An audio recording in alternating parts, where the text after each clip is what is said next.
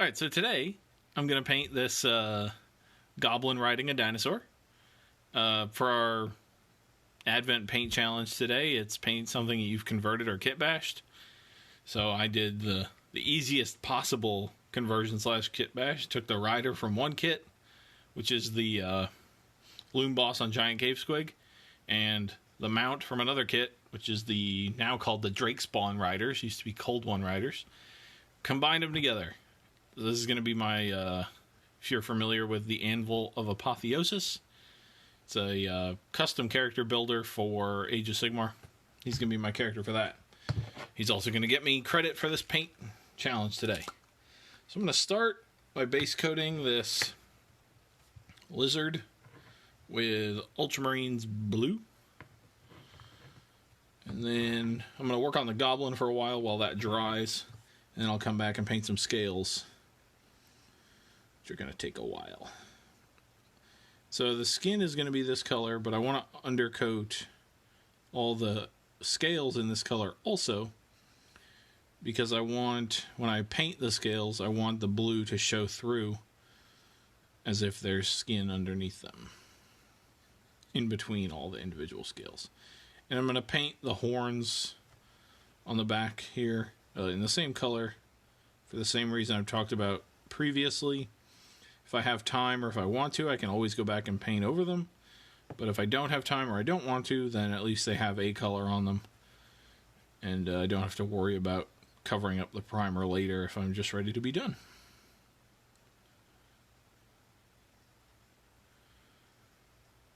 I hope there's enough time to paint that. I lost a lot of time with the late start. I know. I would guess there will not be enough time in the hour to paint this guy. Even if I had started 5 minutes early, I don't think I'll have enough time. I expect to be able to get everything done and then be working on scales for about an hour. But we'll see. We'll see. Thankfully, as I've spoken about many times on the Wednesday streams, not as much on these, it's always good to build stopping points into your miniature. So the stopping point here is going to be, I'm going to fully paint everything else and just have scales left to deal with. And then once I'm done with everything else, I can decide if I want to move on to painting the scales or just call it a day and come back and do the scales another day, or come back and or never come back and do the scales. So leaves it open. I would like to do the scales on stream because I have to get this guy done by the end of today anyway for the paint challenge credit, but if I can't get it done on stream for battery or time reasons, then I'll just paint it later.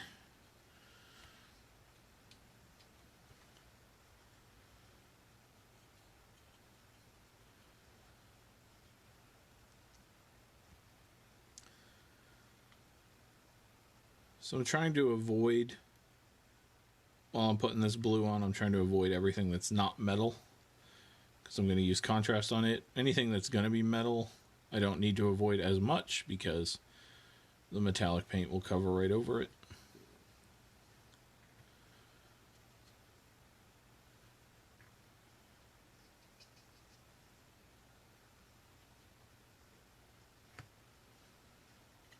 This lizard has a lot of nooks and crannies in here.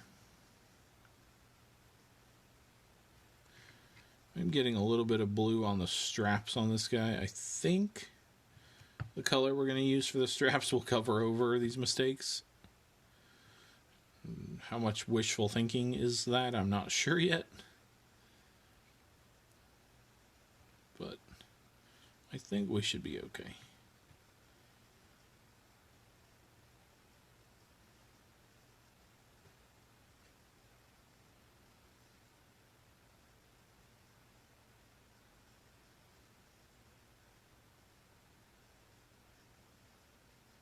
And I'm using a smaller brush than I normally might, just because there are a lot of details and a lot of details that I don't want to get paint on, rather than just switching back and forth between paintbrushes a bunch to get around the details, I just use a smaller brush for the whole thing. If I was painting a bunch of these guys at once, I'd use a bigger brush and just go in with a smaller brush at the end. But since it's only one guy, I'm not too worried about it.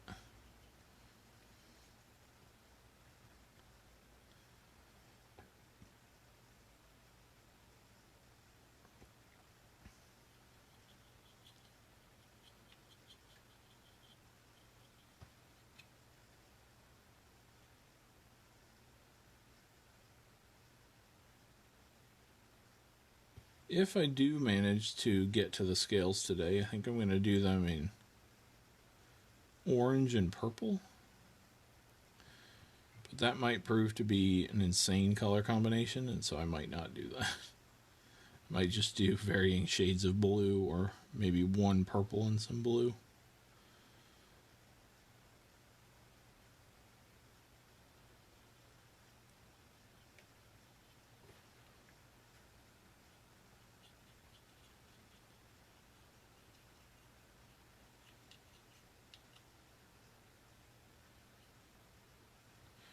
Are you going to make any events that involve Anvil of Apotheosis, or will you potentially allow them in your US tournaments leagues? Yeah, so my plan is to have a specific event where not only are they allowed, but a Anvil of Apotheosis hero will be required in every army. And that will get me some experience with them, basically. And then from there, I'll decide on if they'll be allowed in all events, or if we'll just have specific events where they're allowed. If the tournament where everyone has one goes well and they're not seeming ridiculous, they don't seem ridiculous on the face of it, as long as you're sticking to the 20 point limit. I think the 40-point limit can get some pretty insane heroes that could potentially be game-breaking. But the 20-point limit, I think, is okay. So I'll use that first event to judge and then go from there. The only thing that scares me a little, I haven't read it recently, and so I can't remember if it says once a turn. But one of the commander archetype for guys has a command ability that you just pick a friendly unit and give them +1 to hit. And if that doesn't say once per turn, that could be potentially game breaking in some situations. So that's the only thing that concerns me. Assuming we're in the 20-point bracket. If you're in the 40-point bracket, I think you can make some ridiculous heroes that could be bigger hammers than like every other unit in the game. So I suspect that... No, I don't suspect. I almost 100% for certain know that the only way we will ever have 40-point heroes at a tournament or league is if it's specifically set up to allow them. It is possible that 20-point heroes will just be blanket allowed after that first event.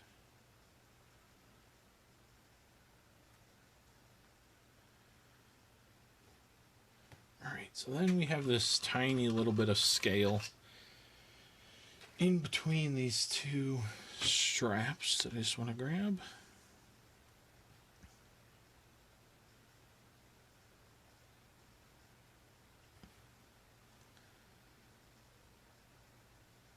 And if you happen to be watching either live or on YouTube and you don't know what the Anvil of Apotheosis is, it's the custom hero builder for Age of Sigmar in the General's Handbook 2020. And I assume in General's Handbooks going forward.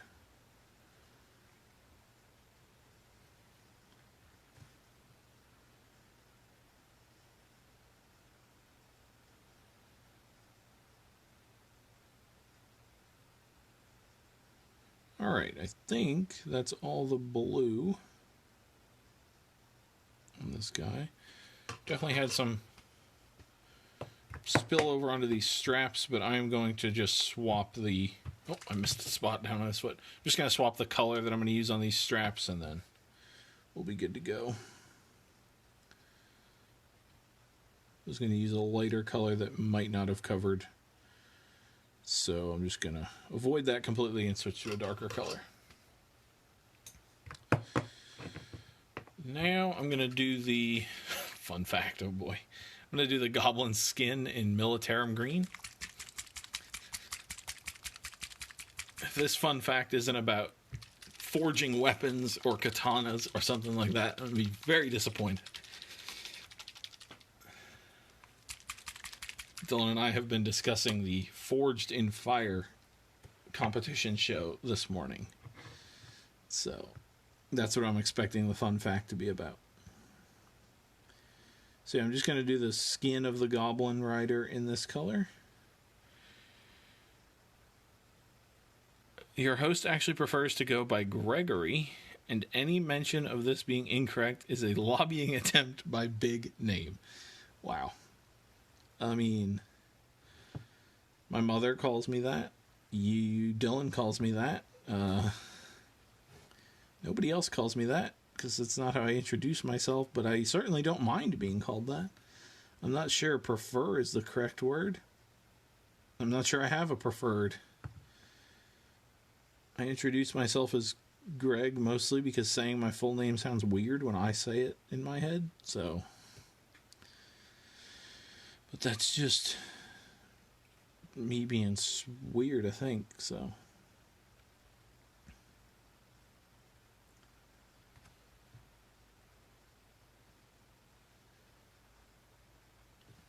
Come to think of it, I'm actually Greg on Facebook, I think, so I guess that is my preferred.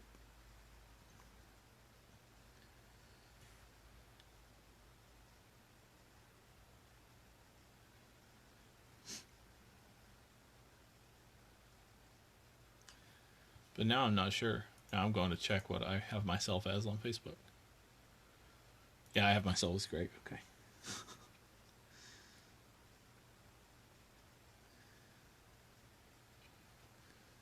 So after I do the skin, I'm going to do the armor on this guy, I think. No, I'm going to do the cloth first. Because the armor can be done after everything else. And paint over any mistakes. He's lying again. Wow. Alrighty. Trying to think of a color for the cloth on this guy. He's not allowed to say his preferred nickname on stream. Now I'm trying to think what that could possibly be. I'm going to use Flesh Terror's Red for the cloth on this guy. It'll contrast well with the skin and the dinosaur, I think.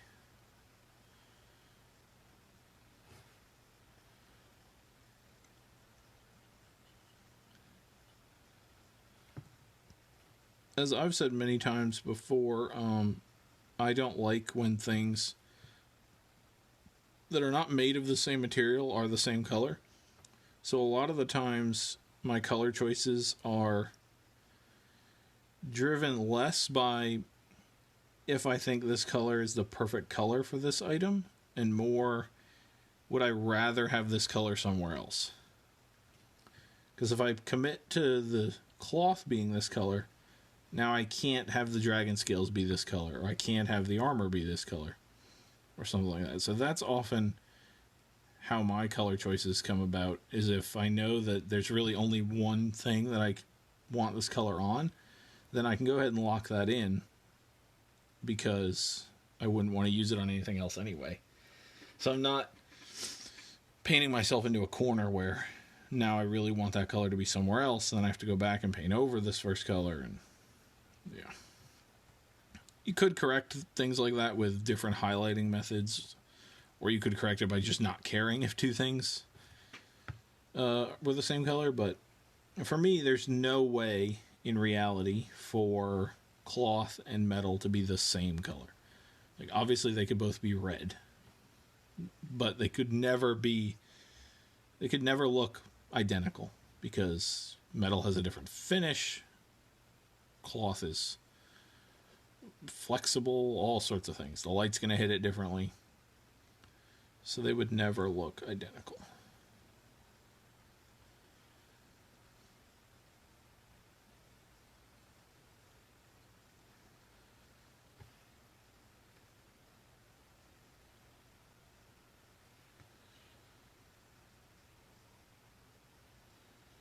Thinking about the armor color on this guy, I think I'm going to do maybe brown armor. Not sure yet, though.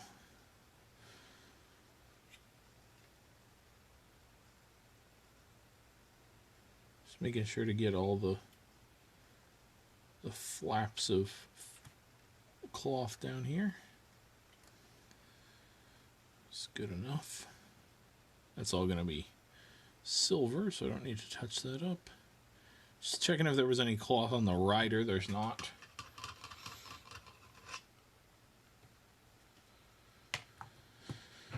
Alright, so now I'm going to do the metal. And I'm just going to paint that in with Iron Breaker first. There we go. Iron Breaker. And I'm going to paint all the metal in on the rider and the mount. And then I'm going to come back with contrast paints and tint some of the metal in certain ways.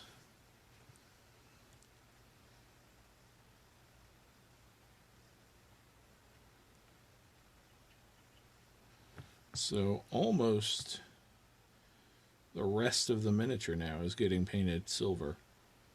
Pretty much the only thing that won't be at this point is the straps on the dinosaur.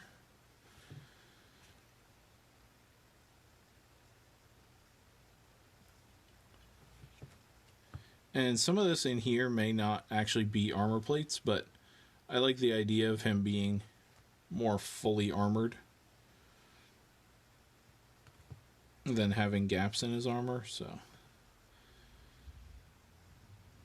And some of this red you might be able to see is not quite dry yet, so my silver's tinted a little bit red.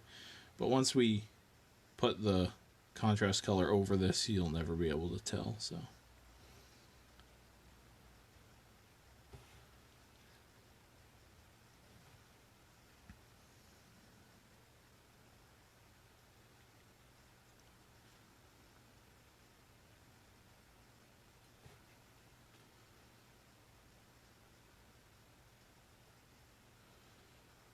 Remember, he has a 6+ save. Yeah. That is the one downfall of the character I created. +1 save is like, I can't remember how many points it is. I think it's 2 points in the character creator. So didn't have a lot of extra. I pretty much spent, well, so the rider is 3 points because he's a basic grot. The mount is 8 points for this size mount, and then I spent 6 points on upgrading his bite attacks, so it's basically all my points gone right there. What I could do is drop a wound on this guy and drop one of the rider's attack profiles to bring him to a 5+ save. But honestly, the difference between a 5+ and a 6+, it's not really ever going to matter, I feel like. Like, yeah, there's a ton of Rend 1 in the game, and so you'll have no save versus a 6+. But I think, honestly, you're probably still going to die most of the time.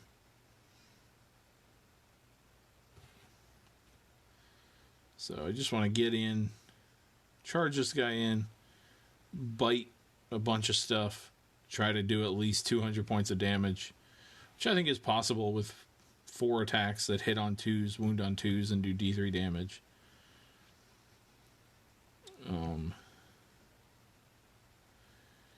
Especially if you go into a unit and then they fail a morale check or battle shock test or whatever. So it's possible. It's also, I think it's probably best to approach the Anvil of Apotheosis with the idea of creating a fun character versus creating a competitive character. I think you can definitely create competitive characters, but I think its purpose is more to have fun than to be competitive. So that's what this guy will be.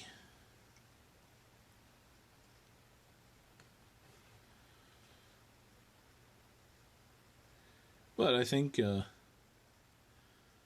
some of the more fun characters are honestly ones that are not competitive realistically, but have a chance to just punch above their weight class like a ridiculous amount. Like, because if he goes in, hypothetically, he could do... hypothetically, if all his other attacks went through. If just his bite attacks go through, hypothetically, you could do somewhere between 8 and 12 damage. And depending on what you're biting, that could be pretty devastating. And then, say you're fighting a 10-man unit of something with one wound. That could be a unit gone, and then you're safe, you're not getting hit back. Or even if you're fighting a 20-man unit, and even if 10 get to punch you back, you might live with 7 wounds. It's possible. Unlikely, but if you do and then get to charge something else next turn, you could potentially do some pretty devastating damage. So I think the possibility of damage is an exciting prospect. At least for me it is. Guaranteed damage feels...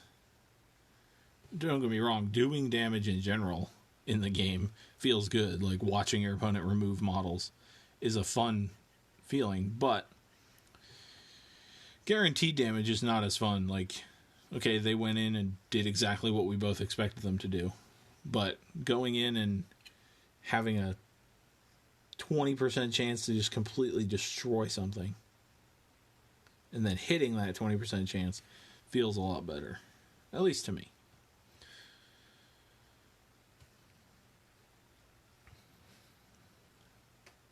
Alright, so I think I got all the metal on... Nope, I said that. And then nope. Alright, now I think I got all the metal done on him. So now I just have to do the metal on the mount. Which is just this part here, I think. And the buckles, but I'm going to do the buckles later. After I do the strap color.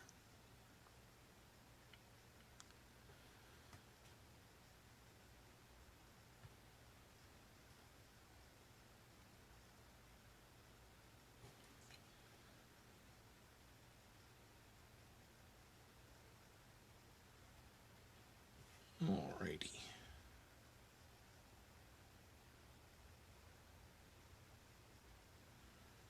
So now I am going to go and do those straps as soon as I finish this. And that will give the silver a chance to dry before we put some more contrast paint over top of it. So for the straps and the saddle, I'm going to use wildwood. Assuming I can find it. I found my empty pot of wildwood. There we go. Wildwood. And I'm going to do my best to not get this on the blue. I'm sure I inevitably will get some on the blue somewhere. Hopefully it's a small mistake, or it's on scales that we're going to paint over anyway. And so it's not a big deal.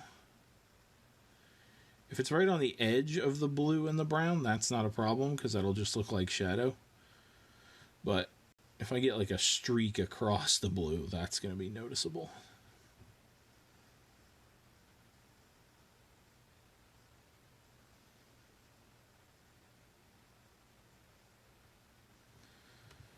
So I'm just going to coat everything here in this color.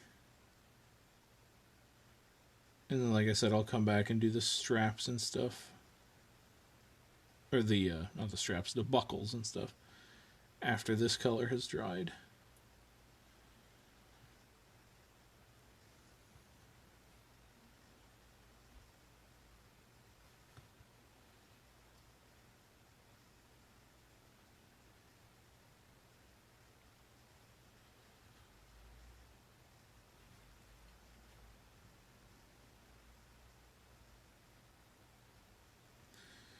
And a thing on like this, you got to make sure to get the back of your bridle here, the reins, because they'll stick out being primer white back here.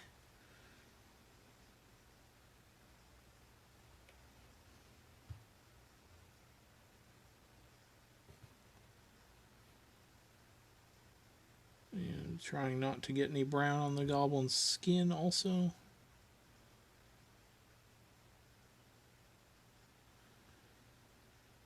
Alrighty.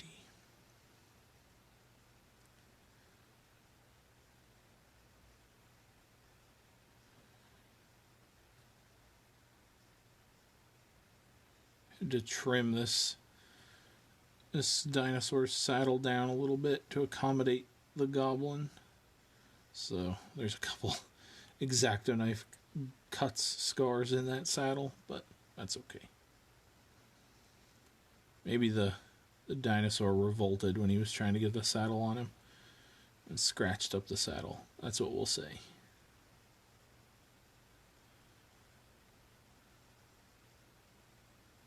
You missed a spot on his metal. He's got a tiny spot of seafoam green missing.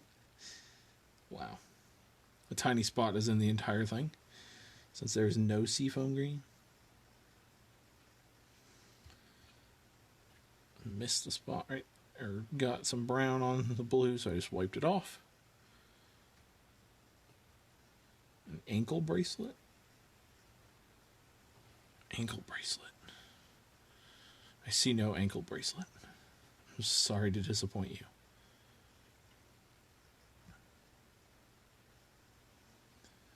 Just making sure that the whole saddle is covered now. And I got some brown on my metal here, so I'll just pull that back off with a wet brush. There we go. Alrighty. Now I'm just gonna put some more brown down in here so we have color on everything, which I believe we do now. Down here is technically part of the skin, but it's in shadow, so making it brown will be fine.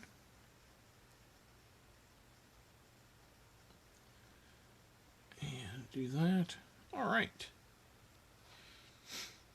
Alright, so we now have color on everything.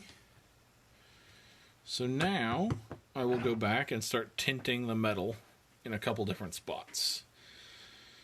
So I'm going to start with Yandin Yellow. And I'm going to put this on his lower jaw and on his sword. These goblins fight under something called the Bad Moon. And the Bad Moon is often portrayed as yellow. It's like their totem or banner, basically. And so, since both of these things, both his yellow jaw and his sword, are moon-shaped, at least how they portray the moon, I'm going to paint them yellow like the Bad Moon.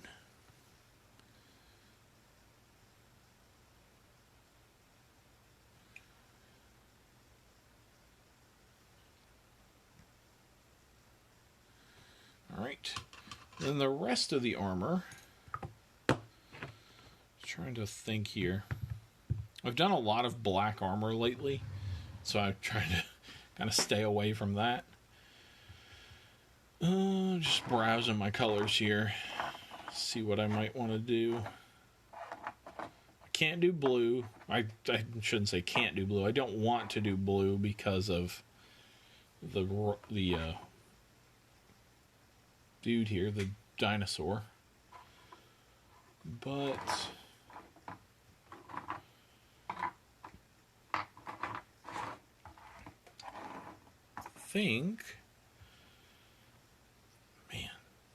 I think even though I have done a lot of black recently, I am going to do it black. It just seems like the best color for it.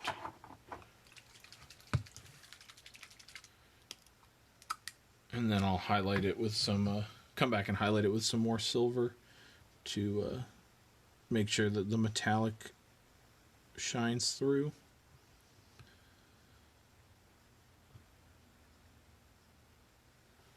Especially if I'm going to do the scales a dark color. I mean a bright color. this will stand out against them. And also the black will hide any mistakes that we made along the way. We'll just cover them up really nicely.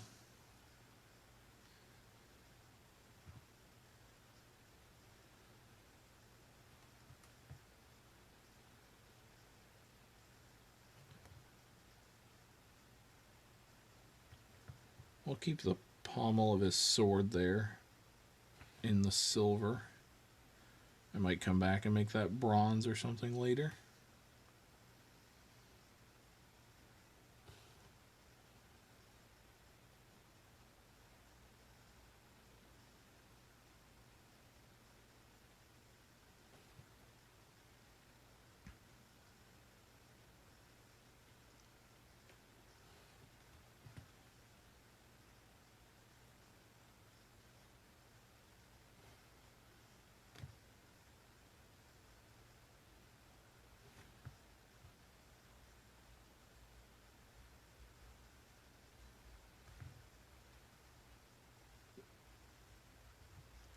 Making sure to get right up to the line of the red so that it looks like the black armor continues under the cloth. Don't want to leave any silver between the two.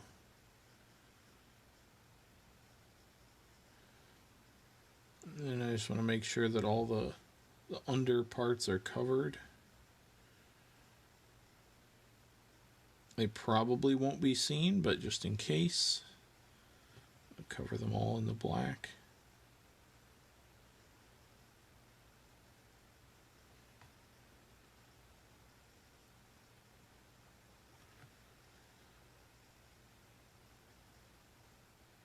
If you're doing, if you find yourself painting contrast paint over a metallic color and you want to leave a little more shine than the contrast paint is allowing, you can actually mix in a little bit of your original metallic with your contrast paint. Don't do it in the pot, obviously, but just on a palette or a piece of paper or anything like that. And that will give your contrast paint a bit more shimmer, and so you'll lose less of the shine on the metallic. I'm not super worried about the overall armor losing a sheen. I'm also going to go back and do edge highlights, but if you wanted to be done at this step, just mix in a little bit of the metallic with your contrast and you'll be good to go. You can also, if you want to get fancy, you can, right before you do a spot, like say I was going to do this mask in contrast, I just take the original metallic, get some on my brush, put a little dot of it on the mask, and then just sort of basically mix the contrast paint with that dot of the original color on the model. That can work too. Alright. That appears to be all of that covered. See, I missed a couple spots with the brown. Go back in with that. Oh, he's got armor on the dinosaur also. There we go. Now I got a little brown on the yellow. Take that back off. And then get the black back out and do the armor on the dinosaur.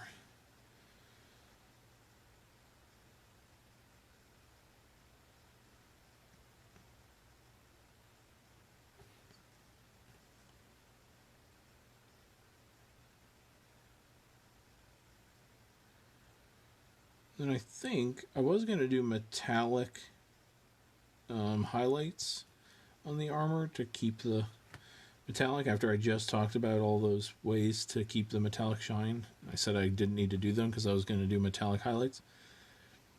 Thinking I'm actually not going to do metallic highlights now, so I will lose some of the sheen because I didn't do anything I just described. But I think it'll be okay still.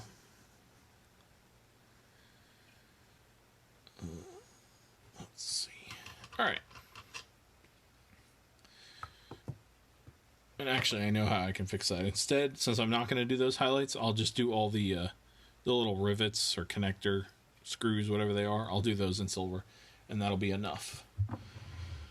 So now, just real quick, I'm just going to highlight the red.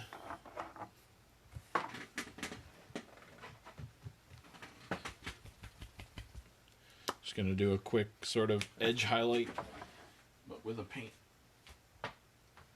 What's over here?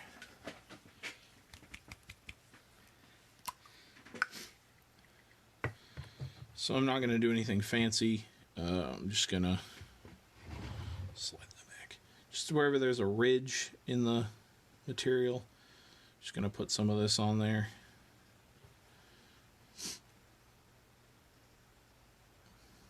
And then along the edges down here.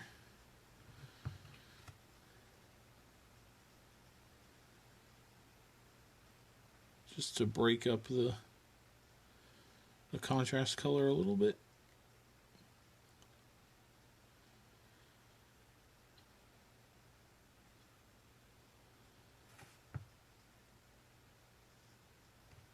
Okay.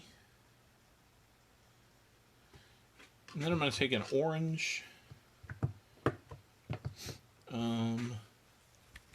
Which orange? I'm not sure. This will work. Fire Dragon Bright. I'm going to take this and get most of it off my brush. So now we've got dry brushing amounts on it, and then I'm just going to go at the bottom here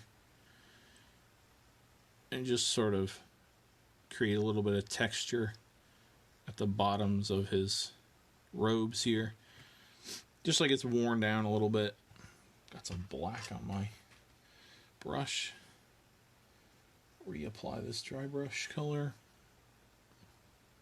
So just putting little cross hatches and stuff down here so that it looks like the material's worn down.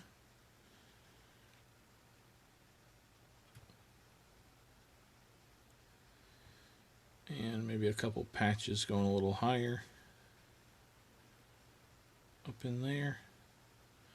There we go. So now our cloth looks like it's tattered a little bit. And I'll just do a little bit of this up here on the hood. And then running down the hood like this. There we go. Okay. Our black is not quite dry yet. So our brown is mostly dry, so I'm going to come back to Ironbreaker and just do the little ringlets and buckles and stuff on the straps of the mount. We've got one here.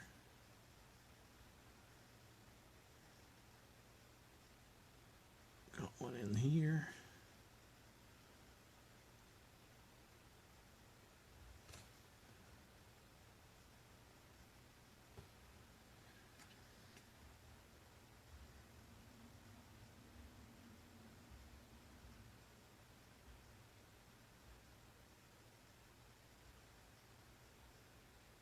Okay, oh, we have a buckle back here.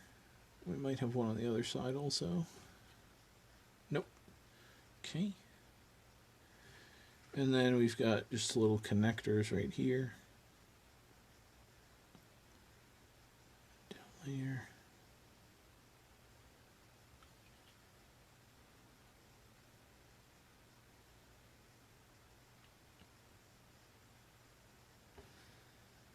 Alrighty. There's that. Just periodically checking the black. Still a little bit wet, so I'm going to do the teeth and claws of the mount. I'm going to do that with Rakarth Flesh. Give it a good shake. I'm going to start with the teeth because they're tiny.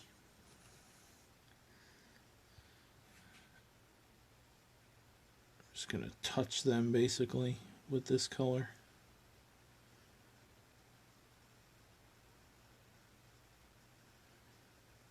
And on the bottom also.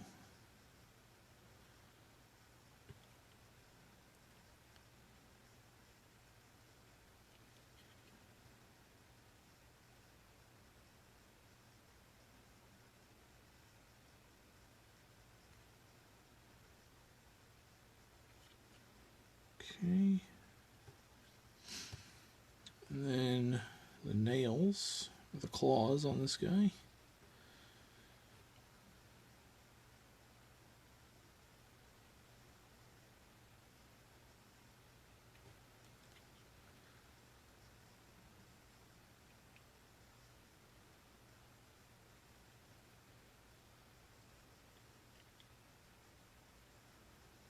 The nails are kind of a pain in the butt. They're sort of in strange locations or strange angles, I guess.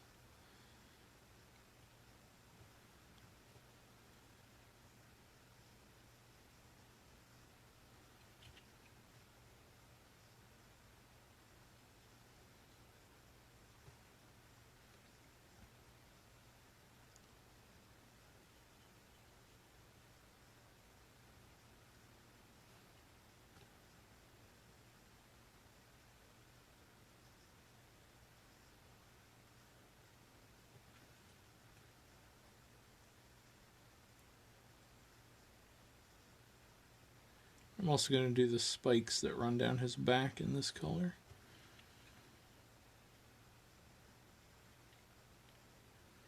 As soon as I get it on all of the nails. Okay.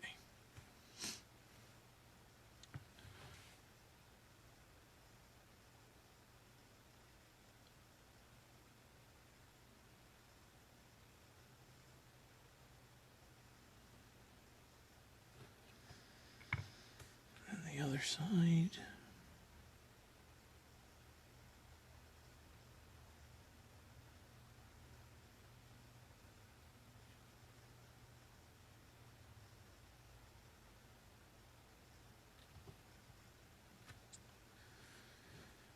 These.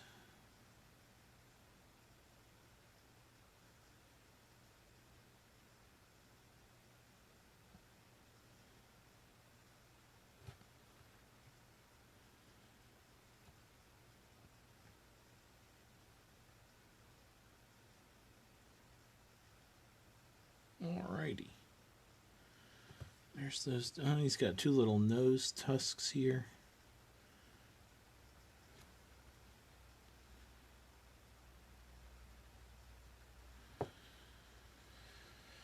Alrighty. So then I will go ahead and I can edge highlight the armor now. I'm going to edge highlight that in what color? I'm going to do this Fenrisian gray. Sort of a blue-gray color. I think it'll look good on there. I'm not going to highlight every edge, just the key ones.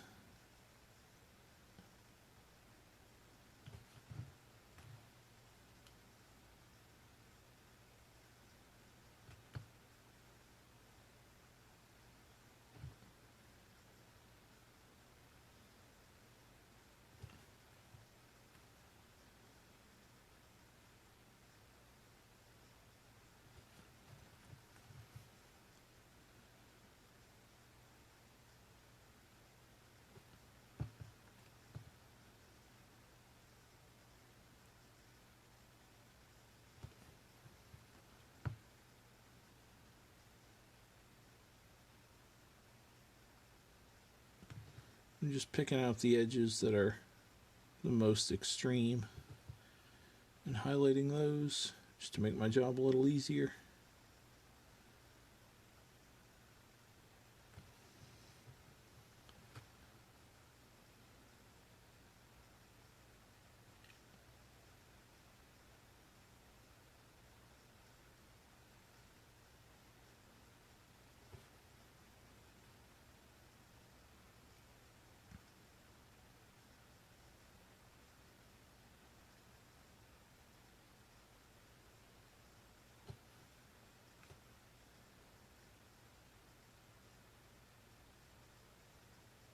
Okay.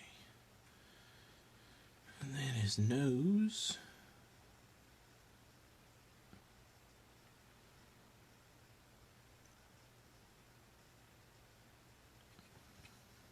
I'll do the other side the same way.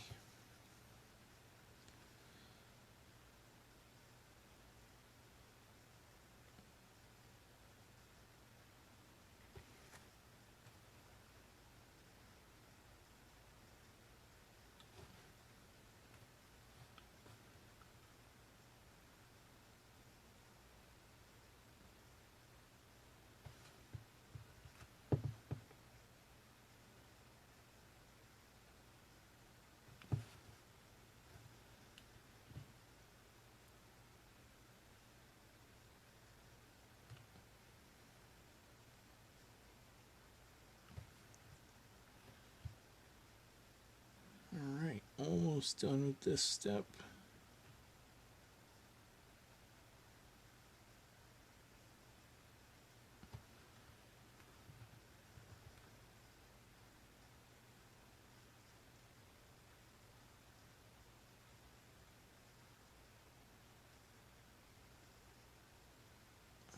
Okay. Just checking what I did on the other side. Okay, I did all the way down here, so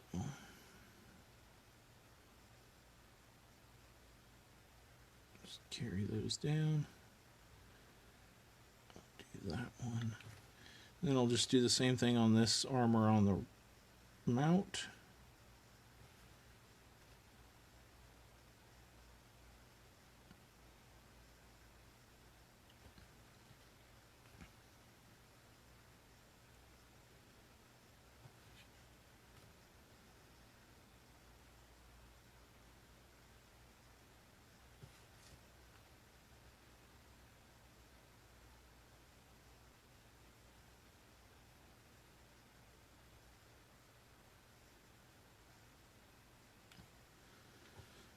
Alrighty.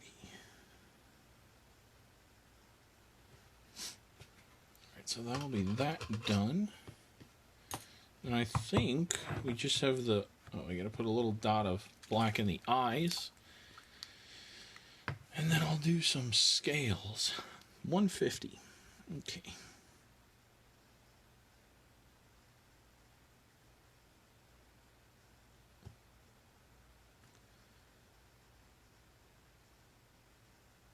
There we go.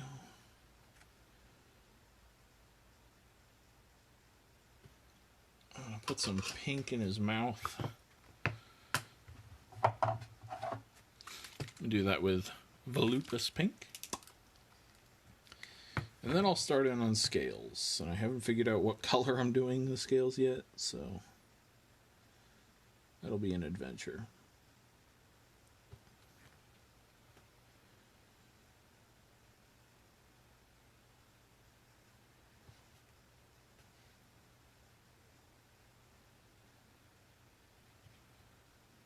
Putting this color in and around the teeth as well as on the tongue. There we go. Alright. Now it's time for scales. We gotta figure out what colors we're gonna use. So I think I'm gonna use Warp Fiend Gray as one of them. And then I'm going to use... I wonder if this would...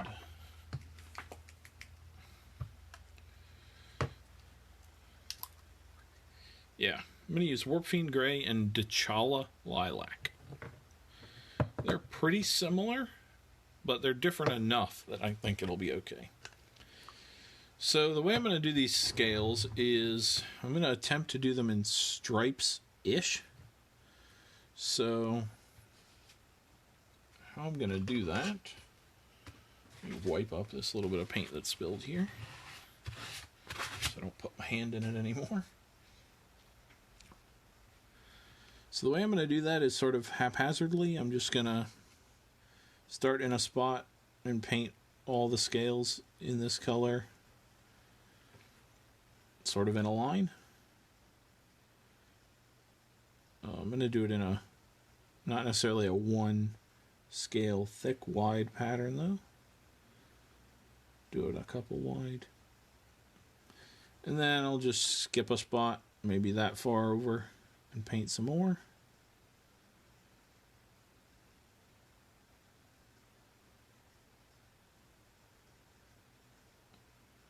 I'll switch to a smaller brush though. Then skip some more. Put a couple more in.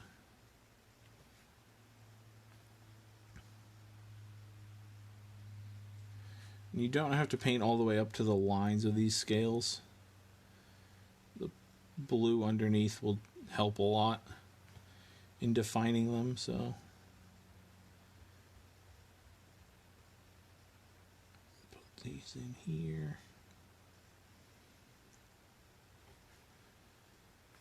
Like I said, there's no scientific way to put these in at the correct spacing. I'm just kind of guessing.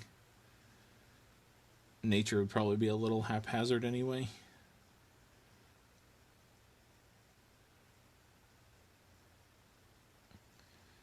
And then maybe just down here at the tail. Alright. And I'm just going to do this the rest of the way up. I think I'm going to pick a different color though.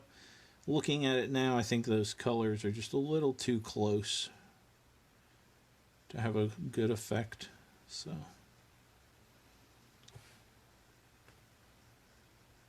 you want to make sure if you're doing something like this that the dividers like this that are not part of the animal, you don't want to let them mess up your pattern. Your pattern continues under those breaks in the animal, and so you want to be aware of that as you continue your pattern down.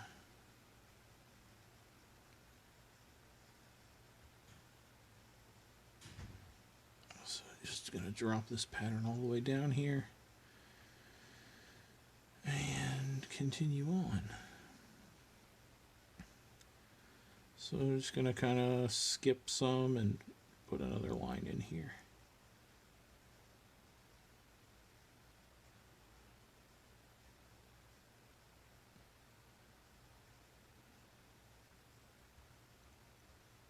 There we go.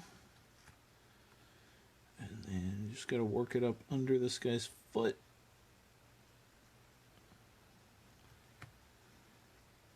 There we go.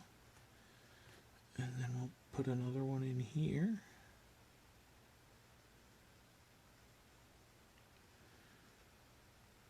Alright, and then the rest of that will be our other color. I'm going to carry this stripe down like this on this guy. I'm not exactly sure how that would work, but I think that looks good curling down like that. So then the scale pattern sort of gets lost under the saddle and then picks back up. So you just have to kind of estimate where the scales would be and where the pattern would continue and go from there. And it doesn't have to be perfect. Nature is haphazard. The scales could have gotten ripped off and grown back in a different color, or who knows. So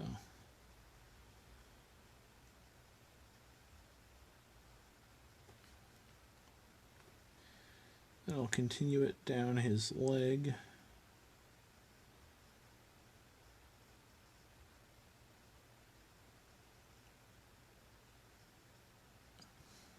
Like that. And squeeze one more in here on the side before it goes under the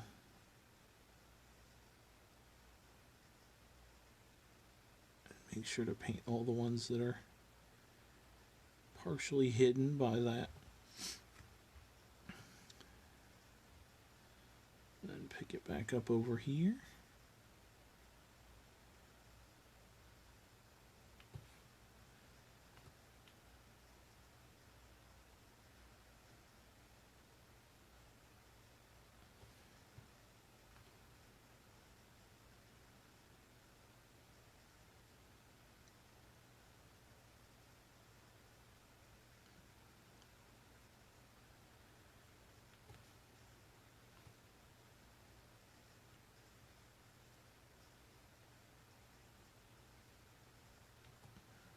Okay.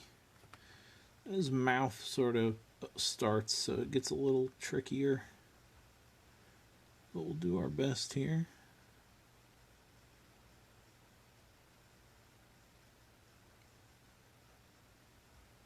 There we go.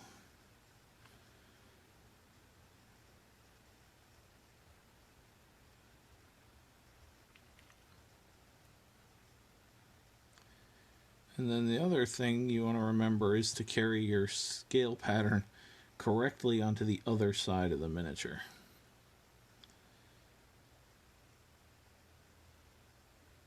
You don't want your scales to be disjointed.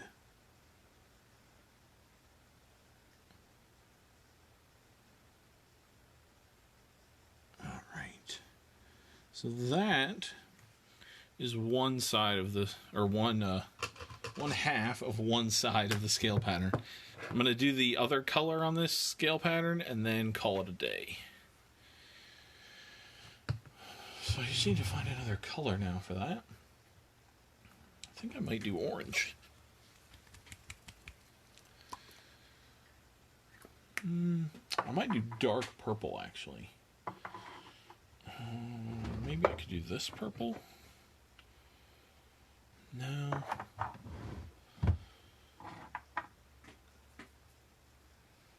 Maybe this. Could maybe work. It's just about comparing colors until you find one that really pops. Not that. I think I'll do this. You could also just leave it like this. You could have just a scale pattern of one different color and then the other scales be your skin color, but I think I want two. So then it's just about painting every scale that you didn't already paint in this new color.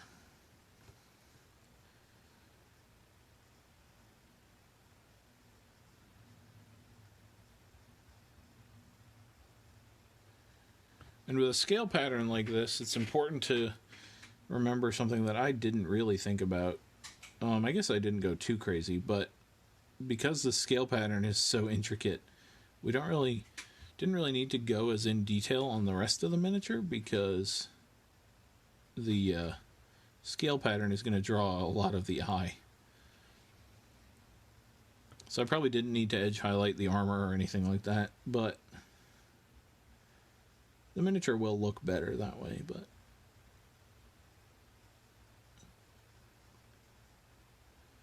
could have skipped some steps over there and saved a little bit of time.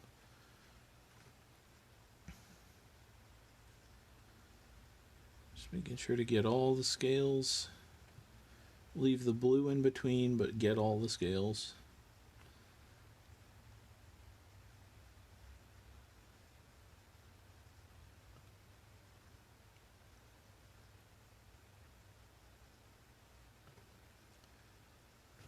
Leaving some blue scales will make the pattern not work as well, so we want to make sure to get every single one.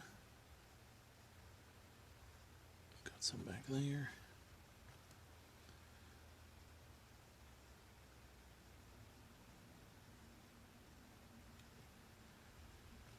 And on something like this, because the scale color is so much different than the skin color, it might be worth washing over this with a color that's closer to the scale color, so maybe a light, like brownish, reddish color. But I think I'm not going to in this case. I'm just going to leave it. But in some situations, I think that would be helpful.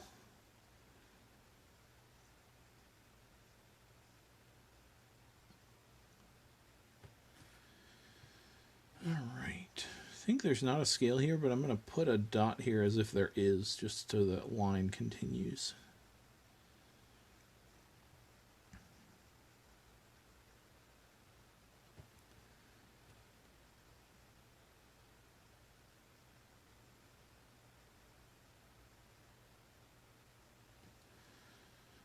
Right.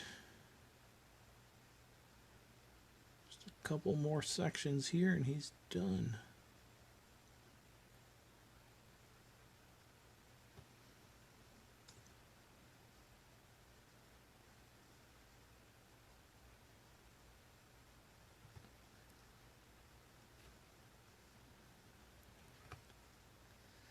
All this tiny detail hand's starting to shake a little bit, but as long as you have a good brace position,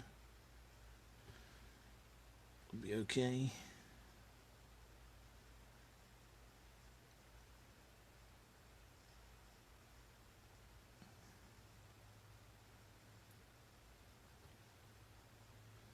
Got a blue scale up here that's drawing the eye a little too much. There we go.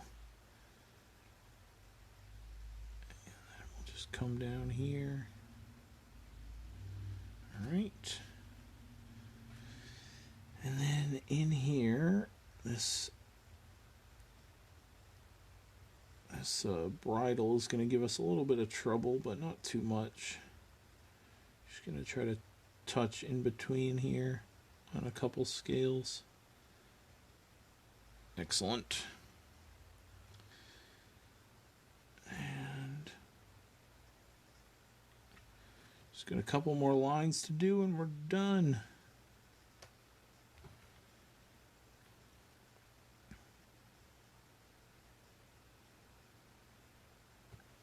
And you can do a couple half scales like I just did there. That scale was already pink, but I just did half of it in orange. And that really helps with realism. If you look at like I guess a snake or an alligator would be a good analogy for this. If you go look at their scale pattern on most, I won't say all because obviously I haven't looked at every snake, but on a lot of snakes anyway, the pattern on the scales is not actually lines of scales. Like you don't have a line of black scales and a line of red scales. You have the scales sort of make up the skin, and then there is color overlaid on top of that. So you wouldn't necessarily have scales that were all orange or all pink in this instance. But this is a fantasy world. I can do what I want. So